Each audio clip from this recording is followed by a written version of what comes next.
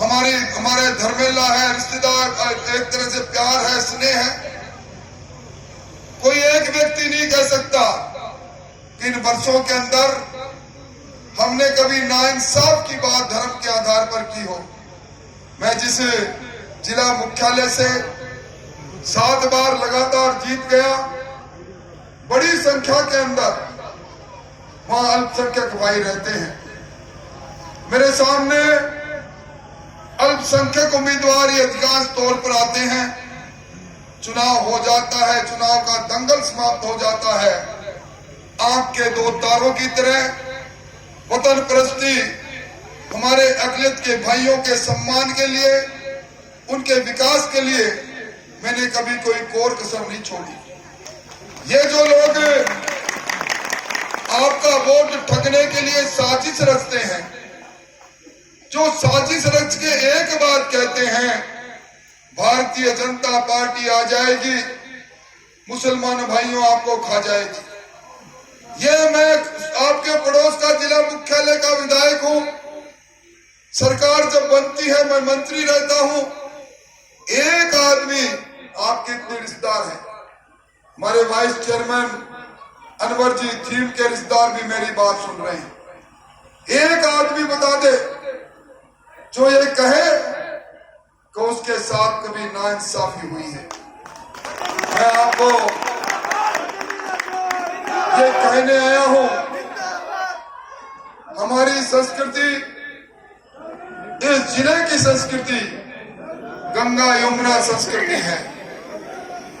क्या हिंदू और मुसलमान दोनों आंख के 2 तारों की तरह रहते हैं, हेल मेल करके रहते हैं। भाइयों, विचार तो करो कभी आप। इस हिंदुस्तान में कांग्रेस को अगर सबसे ज्यादा सरपरस्ती मिली है तो आप लोगों के कारण मिली है। अभी आपने सच्चर कमेटी के बारे में सुना होगा। इस मुल्क में जब मनमोहन सिंह जी प्रधानमंत्री थे तो एक बार संसद के अंदर बहस हुई। आज हमारे आजादी के बाद हमारे मुस्लिम भाइयों की हालात क्या है।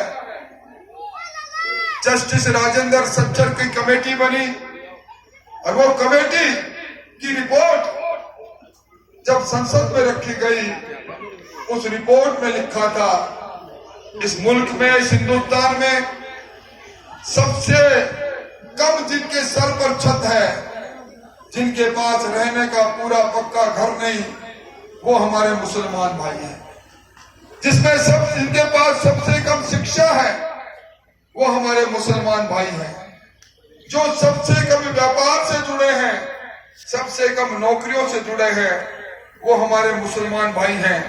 ये मैं नहीं कह रहा, ये हिंदुस्तान की सबसे बड़ी पंचायत में, संसद में जो लिखा गया, जो राजेंद्र सच्चर कमेटी ने बताया, उसमें कहा गया। विचार करो, 75 वर्ष हो गए आजादी के, आपको वोट बैंक की तरह इस्तेमाल होते होते वर्षों बीत गए। अब कितने साल और इसी फिरका परस्ती के अंदर, इसी प्रकार। अभी मैं पिछले दिनों एक व्यक्ति से मिला, अकलियत भाई का एक नौजवान मुझे मिला। मैंने कहा, इस बार इरादा क्या है? बोला, हमारे समाज के लोग बदल तो रहे हैं, और फिर भी मैंने तो पिछली बार कांग्रेस को वोट दिया। मैंने कहा, कांग्रेस को वोट देने का मैं कारण पूछ सकता हूं? तो कहने लगा अपनी भाषा में, काको जी दिया करता। मैंने कहा, काको जी क्यों दिया करता? कि दादो जी भी दिया करता। वोट क्यों दिया करता? कि भाई मैं तो सदा ही वोट कांग्रेस ने देवा। आ सदा हड़ी बात भाइयों कद छोड़ूंगा, मैं आपको निवेदन कर वास्ता है। तो बड़ो कलंक है। अपना मोहल्ला की पहचान लोग के कर ले रहे हैं।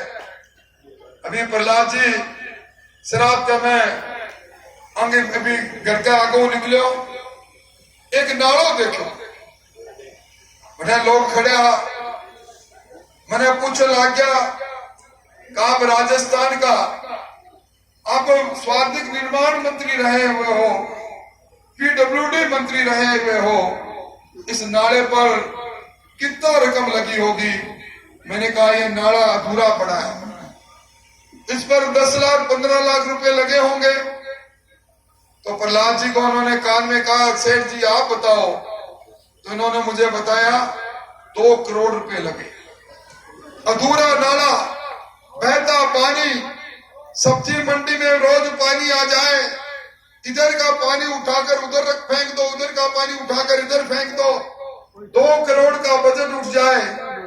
और उस पर धीरे से एक जने ने कहा कि हमारे यहाँ हर महीने जिस तरह थाना कचहरी से मंथली जाती है बड़े घर में, नगर पालिका के चेयरमैन को भी एक बंद लिफाफे में हर महीने पैसे भेजने पड़ते हैं। भाइयों, ऐसे भ्रष्टाचारियों को अगर आप एक बार फिर वोट देकर जिंदा कर दोगे, और मैं बड़ी जिम्मेवारी से कहने आया हूं, हालात बदले हुए हैं। आज हम सब लोग एक चीज चाहते हैं, सबसे पहले हम जो चीज चाहते हैं कि हम अमन चैन से रहें, हम अपने घर में बिल्कुल बेखौफ होकर रहें। आज हालात क्या है? इस शहर के अंदर पहली बार मैंने सुना एक जेल से एक अपराधी टेलीफोन करता है और ये कहता है मांगी लाल जी जयसिंह सखिया को, सेठ मुझे 25 लाख रुपए भेज देना, मैं संपत नेहरा बोल रहा हूं, वरना तू सोच लेना तेरे दिन गिनती के बचे हैं। ये राज है, ये शासन है। आपके यहाँ अगर चोरी हो जाए, चकारी हो जाए, अगर पुलिस के पास न्याय मांगने जाओ, न्याय का खाता बंद पड़ा है। थाना कचहरी की नीलामी इस सरदार शहर में हो रही है, भ्रष्टाचार की गंगोत्री इस सरदार शहर में फैल रही है।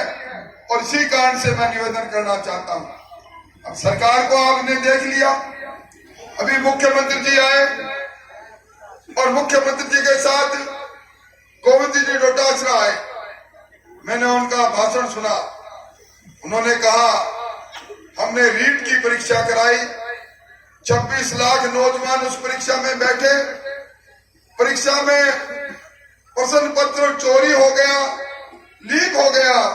ये राजेंद्र राठौड़, इस राजेंद्र राठौड़ ने विधानसभा में हमारी खाल निकाली, हमें परीक्षा स्थगित करनी पड़ी। हम बच्चों को नौकरी देना चाह रहे थे, नौकरी नहीं दे पाए। अब आप बताओ कैसे न्याय की बात है? परीक्षा हो रही है, परीक्षा का प्रश्न पत्र सरकार के क्लॉक रूम से चोरी होता है, बाहर जाकर बिकता है, और उसके बाद जब आवाज हम उठाते हैं, गोविंद जी डोटासरा कहते हैं बात ठीक नहीं। मैंने इसी सरदार शहर में जमीन के लुटेरों को यह कहा कि आपने हमारे अल्पसंख्यक भाइयों के हक हकूक के लिए, स्वार्थिक उपयोग के लिए जो जमीन थी, उस जमीन को हड़पा। मैंने राजेंद्र जी पुरोहित को कहा ये कागजात मुझे दे देना, समय का चक्र घूमेगा और समय से पहले भी इन जमीन के लुटेरों की नाक से जमीन को निकाल के राज्य के मुख्यमंत्री जी नाराज हो गए। यहां सरदार शहर में कल सभा के अंदर बोले, चूरू का विधायक राजेंद्र राठौड़ मंच से अधिकारियों को धमकाता है, ये अखबार में छपा। मुख्यमंत्री जी आप सरदार शहर में दूसरी बार क्यों आए? एक चुनाव के अंदर इतना क्यों भय हो गया? ये भय इसलिए हो गया भाइयों, मैं सरकारों में रहा हुआ हूं, सरकारों के पास गुप्तचर विभाग है, इंटेलिजेंस विभाग है। उस गुप्तचर विभाग ने कह दिया इस बार इस नेक इंसान अशोक पीछा के पक्ष में 440 वोट का अंडर करंट चल रहा है, कांग्रेस उड़ रही है, इसलिए मुख्यमंत्री जी आए। मैं सोच रहा था मुख्यमंत्री जी आकर इस सरदार शहर में ये कहेंगे कि जो बातें भंवरलाल जी ने विकास के लिए कही मैं उनको पूरा करूंगा। एक बात नहीं कैसी, कितने दिनों से चर्चा चल रही है, सरदार शहर का हॉस्पिटल 100 बेडेड हो गया। कितने दिनों से बात हो रही है, हमने कन्या विद्यालय खोल दिया। या सब लोग खड़े हो, आप सरदार शहर में एक डॉक्टर और ज्यादा आया तो मुझे बता दें। सरदार शहर के हॉस्पिटल में 100 बेडेड हॉस्पिटल की बात को घोषणा करके वोट को ठगना जरूर चाहते हैं मुख्यमंत्री जी, पर वहां ना स्टाफ बढ़ाने चाहते, ना वहां आधारभूत संरचनाएं बढ़ाना चाहते, ना वहां बेड बढ़ाना चाहते, ना वहां वार्ड बढ़ाना चाहते। इस प्रकार वोटों की ठगोड़ी चलेगी नहीं। कन्या महाविद्यालय का भवन कहाँ है, कन्या महाविद्यालय की भूमि कहाँ है। इसलिए भाइयों, अब ये जो बड़ी बड़ी कारों में चमचमाते लोग आते हैं, ये एक नहीं मिलेगा।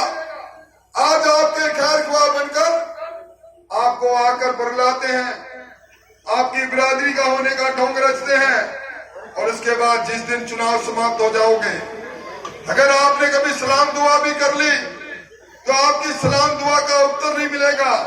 इसलिए मैं कहने आया हूं, आने वाला समय भारतीय जनता पार्टी का है। अब नरेंद्र मोदी जी की बात करते हैं, यहां बड़ी संख्या में आप लोग खड़े हैं। नरेंद्र मोदी जी ने कहा 2024 तक इस मुल्क में कोई घर नहीं बचेगा जिसमें साफ पानी नहीं जाएगा। क्या उसमें यह कहा कि हिंदू के घर में जाएगा, मुसलमान के घर में नहीं जाएगा? उन्होंने कहा जो गरीब व्यक्ति है, जो बेसहारा व्यक्ति है, 2024 तक प्रधानमंत्री आवास योजना में उसके सर पर छत का इंतजाम करेगी केंद्र की सरकार। क्या उसके अंदर जो पात्रताधारी लोग हैं उसमें धर्म के आधार पर किसी को छोड़ा गया है? उन्होंने कहा कि उज्ज्वला गैस योजना में ये जो रसोई की गैस है, इस गैस पर गरीब का भी अधिकार होगा। आज राजस्थान के अंदर 67 लाख लोगों को गैस मिलती है। कितनी मुसलमान बहनें आज उस धुएं से अपने आप को बचाए हुए बीमार होती थी। प्रधानमंत्री जी किसानों के पास हर साल 6,000 रुपए सम्मान निधि के भेजते हैं। क्या उसके अंदर हिंदू और मुसलमान का फर्क किया गया? मैं कितनी योजना बताऊं? निवेदन करना चाहता हूं कि वो लोग जो बुनियादी तौर पर आपको तरक्की पसंद देख नहीं सकते, आज आपके पास सिर्फ एक ही काम रहता है। मुझे बड़ा अफसोस के साथ कहना पड़ता है, जब बच्चा जवान होता है तो उसको ये कहते हैं इसका पासपोर्ट बन जाए, और पासपोर्ट बनाने के लिए हमारे नेताओं के पास आते हो, पोस्ट पासपोर्ट बन जाते हैं, तो उसके बाद उस जवानी के अंदर जब बाप को अपने बुढ़ापे में अपनी लाठी के रूप में अपने जवान बच्चे की जरूरत है, जब बीवी को अपने खाविंद की जरूरत है, उस समय आपका बच्चा यहाँ से 5,000 किलोमीटर दूर जाता है, दुबई में जाता है, मस्कत में जाता है, सऊदी अरब में जाता है, पत्थर तोड़ता है, कमाई करके पैसा भेजता है। क्या आजादी के बाद जब सब लोग तरक्की कर रहे हैं, लोग चांद तक के जाने की बात करते हैं, मुल्क आगे बढ़ रहा है, आज उसके अंदर क्या इतने साल बाद भी सरदार शहर में मेरे मुसलमान भाई का बच्चा और कुछ नहीं करेगा, पूरी जवानी दुबई में काम करेगा, मस्कत में काम करेगा, सऊदी अरब में काम करेगा, पत्थर तोड़ेगा?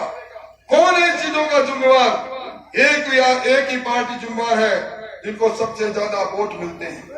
आने वाला समय इस राजस्थान में कांग्रेस आपको मिलेगी नहीं।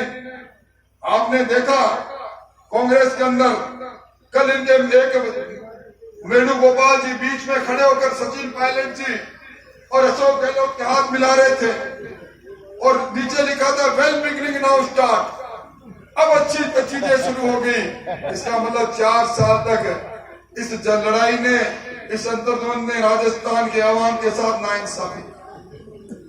ये लोग मुख्यमंत्री जी सिर्फ अपनी कुर्सी बचाने में कामयाब रहे, उनकी एक ही बात कामयाबी है, और दीवार पर लिखा हुआ साफ दिखाई देता है कि भारतीय जनता पार्टी आएगी। 11 महीने का चुनाव है, 11 महीने बाद आम चुनाव होगा, इसलिए मैं निवेदन करने आया हूं। आओ विकास के साथ जुड़ो। हम आपके सामने झोली प्रसाद के कहने आए हैं, हम सिर्फ वोट की बात नहीं, हम आपकी उन्नति की बात को लेकर आए हैं। हम चाहते हैं कि दोबारा जब आए तो फिर कोई मुझे नहीं बताए कि जहाँ सबसे ज्यादा गंदगी हो, सबसे टूटी सड़क हो, बहता हुआ पानी हो, वो बकरा मंडी का वो जगह होगी जहाँ दो लोग कहें अब चले जाओ आप चूरू के अंदर, जहाँ हमारे व्यापारी मोहल्ला है, जाके मुझे बता दो कि यहाँ टूटी सड़क है। आज की तारीख में सफाई की बात इसलिए वहां खड़ी हो गई कि नगर पालिका वहां भी कांग्रेस के पास है, पर राजेंद्र राठौड़ का नाम आपको हर सड़क के किनारे लिखा हुआ पत्थर चीख चीख कर कहेगा हमने विकास की बात की, अपने अपनत्व की बात की है। इसलिए भाइयों आपसे कहने आया हूं, हम सब लोग वतन परस्ती लोग हैं, हम सब लोग हिंदुस्तान की माई के माँ के लाल हैं। जंग आजादी के अंदर रफी अहमद किदवई ने कुर्बानी दी, मौलाना अब्दुल कलाम आजाद ने कुर्बानी दी। क्या उस बात को सभी उनकी बात को हम भूल सकते हैं? नहीं भूल सकते। हम इस हिंदुस्तान के अंदर भाईचारे के प्रतीक के रूप में हैं और मैं धन्यवाद देना चाहूंगा अशोक जी को। इस नेक नियत से ईमानदारी से काम करने वाले नौजवान ने, इस व्यक्ति ने 25 साल में एक आदमी नहीं कह सकता कि इन्होंने कोई नाइंसाफी की होगी। इसलिए भाइयों चक्कर में मत पड़ो। मैं जब जमीन के लुटेरों को चेतावनी देता हूं, आपके कुछ समाज के ठेकेदारों का अच्छा नहीं लगता। ये ठेका बट्टा बंद कर दो। आपके वोट के मालिक आप हो। आपका वोट कोई न कोई चूरू में बैठकर, कोई होटल में बैठकर आपका ठेकेदार वहां जाकर बेचता है। आपको कहता है वहां जाने की आवश्यकता नहीं, कांग्रेस के लोगों को कहता है वोट का ठेका मैं लेकर आया हूं। इन ठेकेदारों को इस बात आंख दिखाओ और भारतीय जनता पार्टी को इस बात को वोट दो। ये निवेदन करने आपके बीच में आया हूं। और अगर मेरी बात पर विश्वास, एक दिन कोई धरती पर ऐसा नहीं है जो खुदा के पास नहीं जाएगा। कहते हैं व्यक्ति जन्म लेता है, मृत्यु उसी दिन पीछा करना प्रारंभ कर देती है। और हर व्यक्ति के जीवन में आखिर में मृत्यु जीतती है, जीवन हारता है। हम सबको भगवान और खुदा के पास जाना है। अगर मेरी बात पर विश्वास है, आपका पड़ोसी के नाते, आपके जिला मुख्यालय के विधायक के नाते, आपके खिदमगार के नाते, आपके भाई के नाते, आपकी रगों में दौड़ने वाला खून भी हमारा खून है। उस खून के नाते अगर विश्वास है, हाथ खड़े करके विश्वास दिलाओ कि आप इस बार एक परिवर्तन करोगे। सब मिलकर भारतीय जनता पार्टी के उम्मीदवार अशोक पीछा को वोट देंगे। मैं आपका धन्यवाद देना चाहूंगा। जिन्होंने हाथ खड़े किए उनका आभार व्यक्त करूंगा और उनको विश्वास दिलाना चाहता हूं, जहां आपका पसीना गिरेगा हम खून की नदियां बहा देंगे। आपके खून नहीं है। इसलिए अब मैं मेरी बात को समाप्त करते हुए आपके महबूब नेता मैं अशोक पीछा जी से कहूंगा वो भी अपनी बात कहें। आपने मेरी बात सुनी, आपका बहुत बहुत धन्यवाद, बहुत बहुत आभार, बहुत बहुत धन्यवाद।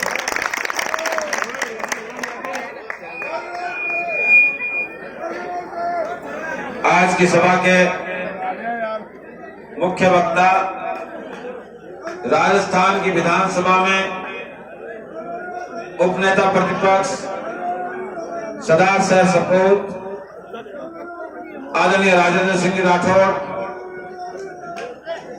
मंच पर विराजित एडवोकेट राजेंद्र जी राजपुरोहित, यहाँ विराजित समाज सेवी मेरा छोटा भाई प्रहलाद जी सराफ, मुरलीधर जी सैनी, मदन जी ओझा, नगर पालिका सदस्य याकूब जी, यहाँ विराजित सभी प्रमुख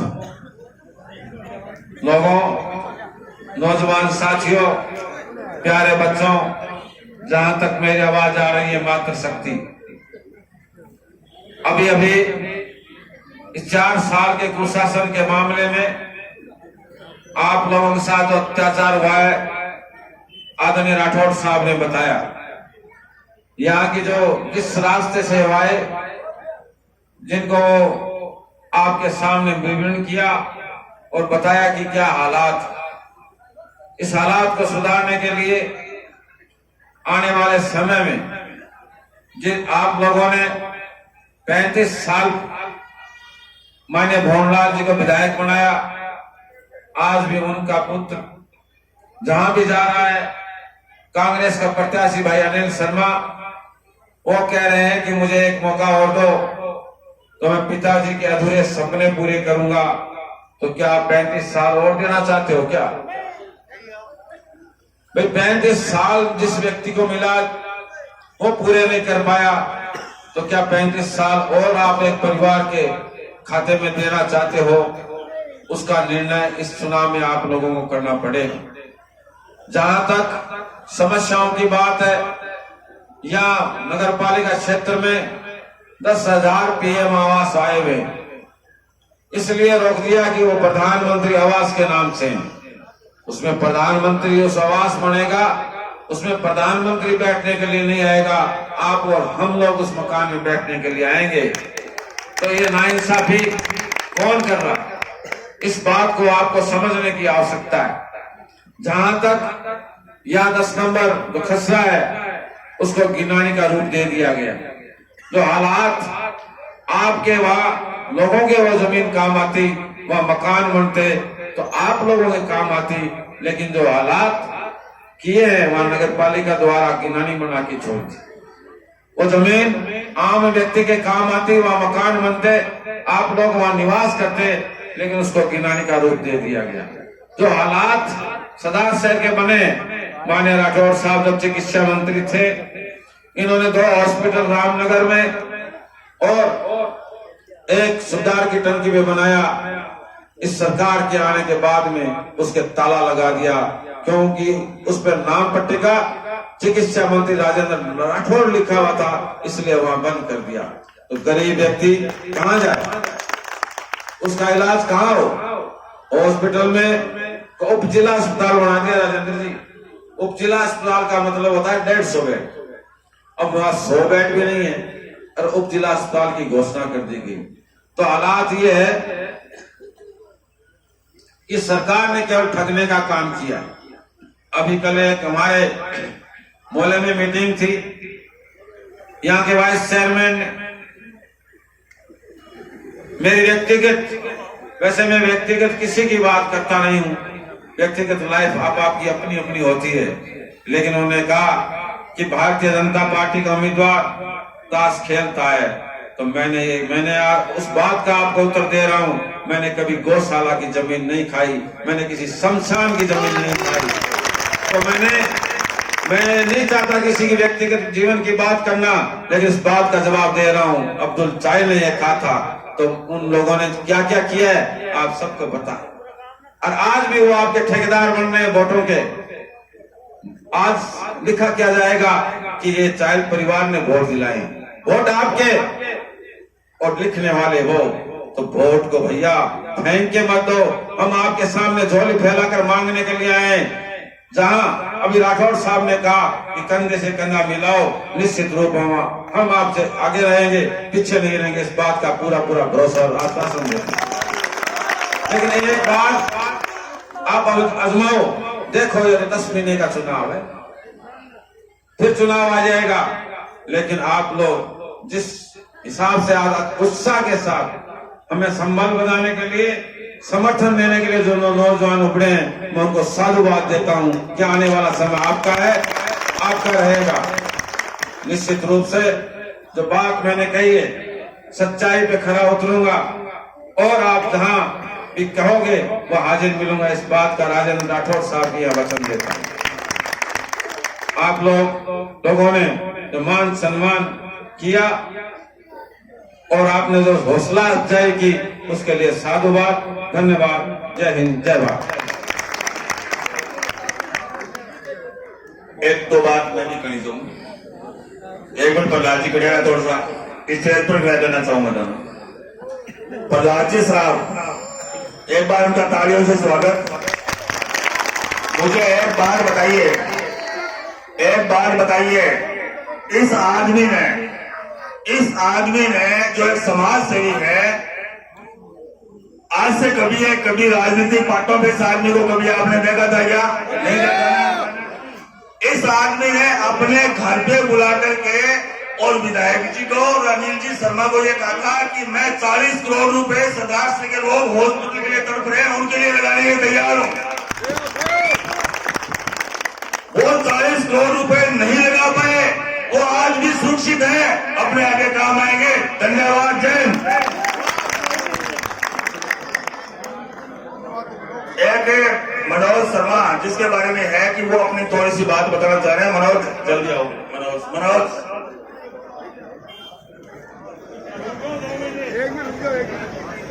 मंच पर विराजमान सभी को मेरा प्रणाम। जो भी मैं ये बताने के लिए आया हूँ, जो चूरू के अंदर घटना हुई थी, छगन शर्मा हत्याकांड, उसी का भाई हूं मैं। तो उसकी बॉडी को लेके हम 50 घंटे धरने पे बैठे रहे थे और हमने 26-27 बार मैंने कॉल किया था अनिल जी को कि आप ब्राह्मण महासभा के अध्यक्ष हो, आपके पापा राष्ट्रीय ब्राह्मण महासभा के अध्यक्ष हैं, बोर्ड में आपको राज्य मंत्री का दर्जा भी दिया गया है, तो आप थोड़ा सा हमारा सहयोग करो। बच्चे को मार दिया, हम धरने पे बैठे हैं भूखे प्यासे। तो एक भी कॉल का एक मैसेज में भी मेरे को रिप्लाई नहीं मिला। अभी कल एक वीडियो उनका वायरल हो रहा था, उसमें उन्होंने बताया कि मेरे पास में कोई नहीं आया, छगन शर्मा के परिवार से कोई नहीं आया। तो मैं उनको बताना चाहता हूं कि जिसका बच्चा खत्म हो गया, जिसके बच्चे की डेथ हो गई, उसके मम्मी पापा का आना उनके पास जरूरी है या वो आएंगे तभी आप काम करोगे? उनके पास में लगभग 50 बार उनके रिश्तेदार, उनके घर से सब लोग वहां पे गए थे। तो उन्होंने एक ही बात कही कि मैं इस काम को नहीं कर पा रहा हूँ, मेरे से ये काम नहीं हो रहा। और बहुत से एटीट्यूड में इन्होंने बातें करते रहे। तो उस बच्चे को वहां पे जो बैठे थे, उनकी घोषणा पत्र जो तैयार करवाया, आज तक ना तो उसको 1 रुपया मिला, ना उस बच्चे को कुछ मिला। और उसको बार बार सोशल मीडिया पे ये जो बखान कर रहे हैं कि हमने ये करवा दिया, वो करवा दिया। उस वीडियो जो मंच में वीडियो वायरल हुआ था, वो लेडीज का, उस वीडियो के अंदर उसकी मम्मी उसके मंच के ऊपर जा रही है, उसके बाद अब्दुल जी जो चाइल्ड है उनको खींच रहे हैं। क्यों खींच रहे हैं? वो माइक को क्यों छीन रहे हैं? क्योंकि एक जो सभ्य परिवार है वो घूम रहा है, पीछे घूम रहा है कि ये कर दो, हमारा वो कर दो, जगह जगह पे जा रहे हैं, वो नहीं कर रहे। तो मैं उनको बताना चाहता हूं कि आज वो काम कर रहे हैं, तो 5 महीने पहले वो कहां थे? आज वो बार बार कॉल करके बोल रहे हैं कि आप कहीं पे भी मत जाओ, हम आपका काम करने के लिए तैयार हैं। आपके 2 काम थे, आज हम 50 साल से कांग्रेस ही थे और उनके एकदम खास थे, वो आज तक हमारा काम नहीं कर पा रहे, तो कब करेंगे? मैं उनको बताना चाहता हूं कि अगर वो काम नहीं हो रहा तो भी हमें दुख नहीं है इस चीज का, अगर हो या नहीं हो। पर वो जो ब्राह्मणों का जो नहीं हो सकता, जो अपने परिवार का नहीं हो सकता, वो सर्व समाज का कैसे हो सकता है? जो अपने रिश्तेदारों का नहीं हो सकता, जो अपने परिवार का नहीं हो सकता, जो एटीट्यूड में अपने समाज को भी अपने एटीट्यूड में रखना है, वो फिर सर्व समाज का क्या काम करेगा? अभी इस सरदार शहर के अंदर जो मुस्लिम भाई है, जो मुस्लिम समाज है, जो ब्राह्मण समाज है, उनके दिमाग में एक बात बैठी, पंडित जी हमारे हैं, हमारे समाज के हैं, अनिल जी हमारे हैं, हमारे समाज के हैं। और मुस्लिम समाज के पास कोई ऑप्शन नहीं बचा कि पंडित जी हमारा काम करेंगे, कांग्रेस को हम वोट देंगे। वो मजबूरी के अंदर सारा पड़ा रहा। पर मैं ये बताना चाहता हूँ, वो अपने को यूज कर रहे हैं, अपने से कोई मतलब नहीं है। जब वो एक ब्राह्मण परिवार का बच्चा 50 घंटे तक उसके परिवार तड़पता रहा चूरू के अंदर, तो वो भाई साहब वहां पे बर्थडे सेलिब्रेशन क्यों रहे थे? उसका वीडियो भी मेरे पास में है। मैंने उसको 25 कॉल किए, उन्होंने एक रिप्लाई तक नहीं दिया। तो वो फिर ब्राह्मण समाज के नहीं हो तो अपने कैसे होंगे? फिर सर्व समाज के कैसे होंगे? थैंक यू भाई मनोज। आप सभी लोग आए, आप लोगों का बहुत बहुत शुक्रिया, आभार, धन्यवाद।